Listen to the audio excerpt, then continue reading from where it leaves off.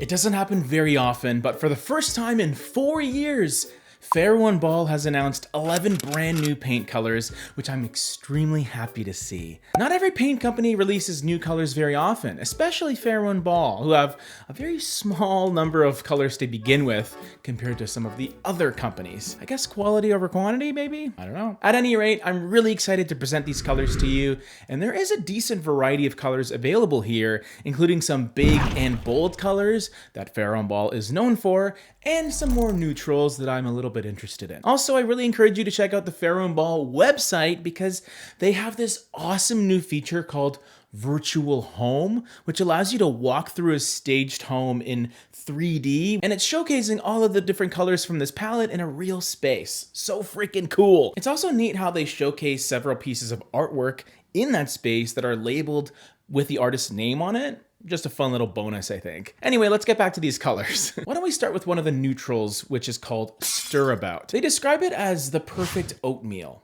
Literally, that's the description of this color. And say what you will about oatmeal, but it's one of my preferred ways to start the day. You know, you just mix in a little peanut butter in there. It's beautiful. So my first impulse here is not a mega exciting color, to be honest, but I don't necessarily think that every single color needs to be a mega thought-provoking choice. Stirabout is a great choice as a neutral base to add other more fun colors onto it. And to be honest, with all of the warmer neutrals that are so popular nowadays, this is a color that really walks that line of feeling like a grayish color that has just enough warmth for today's color, but also doesn't feel overly warm at the same time. It's almost a hair greeny in some lighting, it looks like at least, which I do enjoy, although not quite a greenish, which is even more green. Eddie, which is the next color, is almost too green to be a greenish, but I think it's beautiful. It's a soft kind of pistachio gelato green that is purposeful and organic. It has this really calming and relaxing feel to it,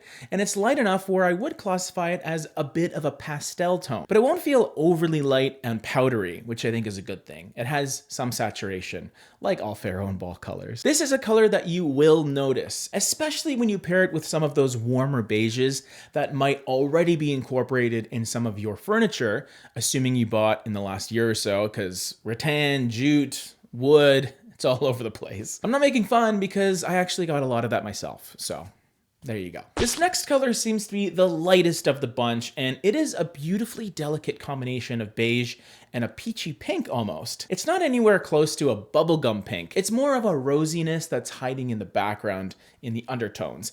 And rather than having a more yellow dominant beige warmth, this one comes with a little bit of red to make it more interesting. Even though it is the lightest color in this palette, I wouldn't say this is the white color that you would use on your ceilings or your baseboards or whatnot. This is still an off-white to me, which means it's perfectly suitable for major painting projects like your walls, maybe even a hallway color if you're looking for that lighter, more buoyant feeling in your home. Just be aware of that little rosy coloration in the background. But I mean, that's really popular nowadays, so if you want to be trendy, then this color will give you that, but it's still delicate and soft. Templeton Pink really seems to be a deepening of that last color, but you might assume that you would see more of that rosy pink, especially with a name like Templeton Pink. But I don't necessarily find it all that pinky, to be honest, especially in practical terms.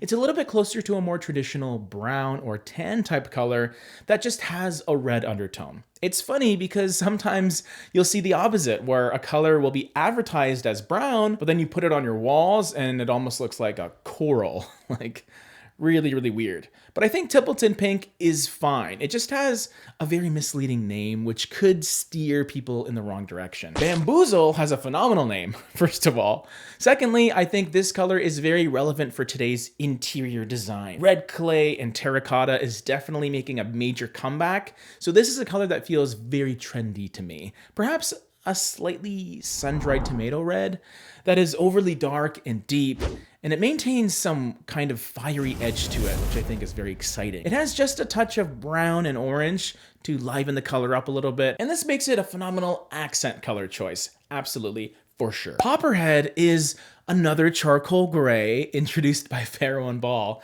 and to be honest, one of my favorite charcoal grays for any paint company is Railings, and Copperhead seems a little redundant, to be honest, because it has a lot of similarities to railings. But I guess if you only have a little over 100 colors, maybe it's nice to have some subtle differences between your colors.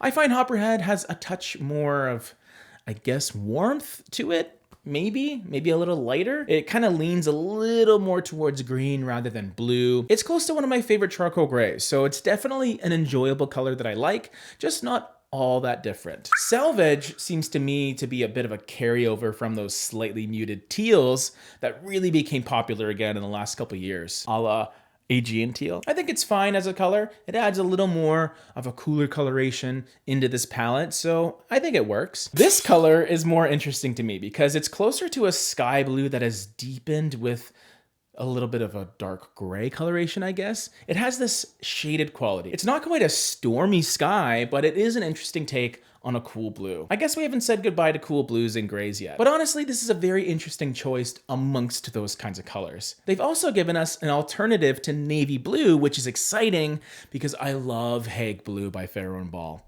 Wine Dark is very different though, because instead of having a hint of teal, Wine Dark almost gives us a shaded dark denim blue coloration that also feels like it has just been muted slightly with that dark gray colorant. It can also really come to life when exposed to a lot of beautiful natural light, and you can almost see a somewhat indigo color hue, which is really fun. It can at times feel a bit moody, but overall it does feel like a more fun approach to navy, or at least a different take on it. Now this color has a hilarious name, first of all. Secondly, it does seem to have a strong resemblance to Palm from Kelly Wearstler's California collection, which I really enjoyed. This one seems to be a little more saturated in green, which could be nice.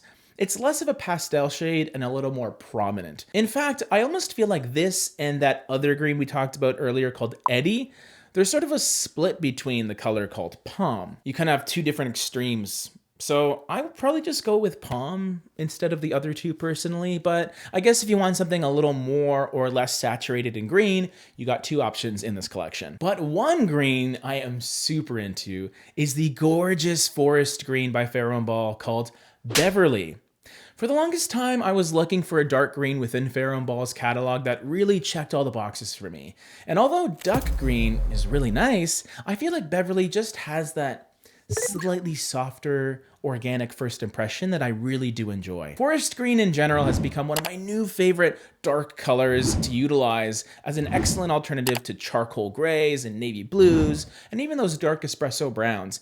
It just has that connection to nature, which I do really appreciate. It feels very revitalizing and organic, and I try to incorporate it as often as I can with my paint colors. I think one of my favorite green paint colors though is right over here. I used it in my condo, and I think I'm gonna use it in my basement studio as well. It's just awesome. Check it out right over here.